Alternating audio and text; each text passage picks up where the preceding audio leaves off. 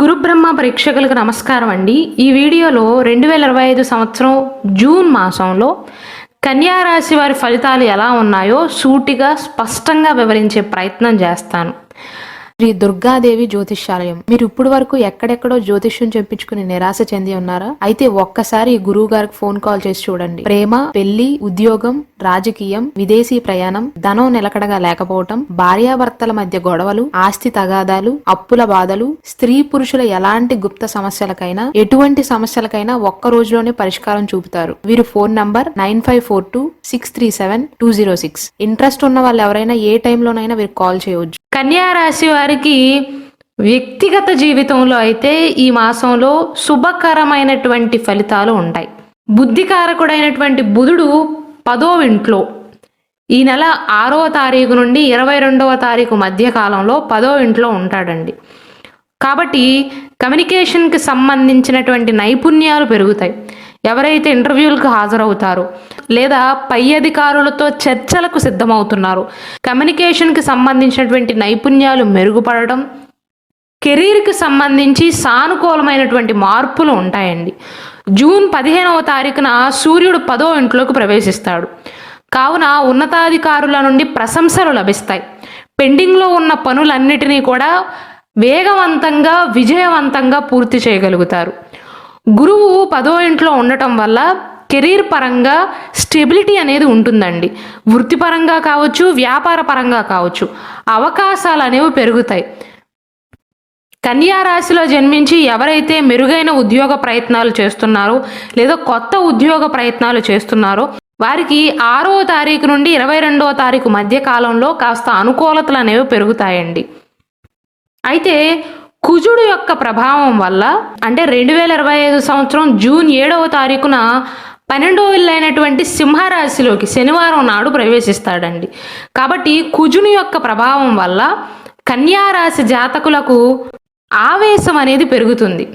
కాబట్టి మీరు జాగ్రత్తగా ఉండవలసినటువంటి ఒకే ఒక్క అంశం ఆవేశంలో నిర్ణయాలను తీసుకోకపోవటం. ఎంత కోపం ఉన్నా అడ్డదారులు తొక్కకుండా పనిలో నిజాయితీగా గనక పనిచేసినట్లయితే ఈ మాసంలో అత్యంత అనుకూలమైనటువంటి ఫలితాలను పొందగలుగుతారు. ఆరోగ్యపరంగా చూసుకున్నట్లయితే 3వ వారం నుండి రాహువు 6వ ఇంట్లో ఉండటం వల్ల ఆరోగ్యపరమైనటువంటి సమస్యల నుండి అంటే గతకాలపు సమస్యల నుండి ఉపశమనం అనేది లభిస్తుందండి. ఆరోగ్యపరంగా మెరుగుదల అనేది ఉంటుంది.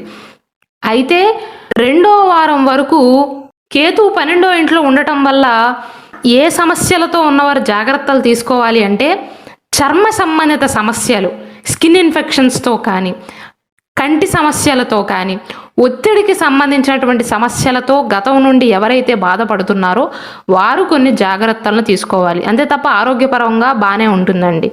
శని 7వ ఇంట్లో ఉన్నాడు. 7వ ఇల్లు అనేది భాగస్వామ్యానికి సంబంధించినదండి. వ్యాపార భాగస్వామ్యం కావచ్చు, జీవిత భాగస్వామ్యం కావచ్చు. భాగస్వామ్యానికి సంబంధించినటువంటి సంబంధాలు అనేవి స్థిరంగా ఉంటాయి. శుక్రుడు 9వ స్థానంలో ఉంటాడు. కాబట్టి కుటుంబ సభ్యులతో సంబంధాలు అనేవి మెరుగుపడతాయి.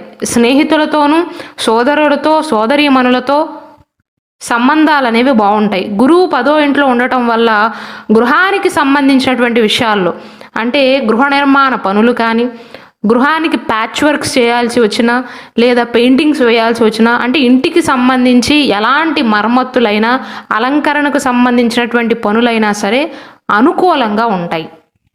ఈ నెల ద్వితీయార్థంలో కుటుంబానికి సంబంధించినటువంటి శుభ కార్యక్రమాలలో కన్యా రాశి జాతకులు హాజరయ్యే అవకాశాలు ఉంటాయండి. విద్యాపరంగా చూసుకున్నట్లయితే కన్యా రాశిలో జన్మించి ఎవరైతే చదువుకుంటున్నారో వారికి 6వ తారీఖు నుండి 22వ తారీఖు మధ్య కాలంలో చదువు పైన ఆసక్తి అనేది పెరుగుతుంది.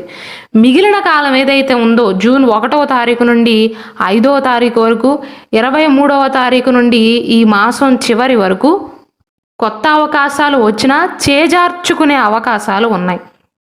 ఇంటర్వ్యూలకి హాజరయ్యే వారికి కావచ్చు లేదా విద్యాపరంగా ప్రవేశాల కోసం ప్రయత్నిస్తున్న వారికి కావచ్చు, ఉన్నత విద్యా అవకాశాల కోసం ప్రయత్నాలు చేస్తున్న వారికి, విదేశాలకు వెళ్ళాలి అనేటువంటి కోరిక ఉన్నవారికి 6 నుండి 22వ తారీఖు మధ్య కాలంలో అనుకూలంగా ఉంటుందండి.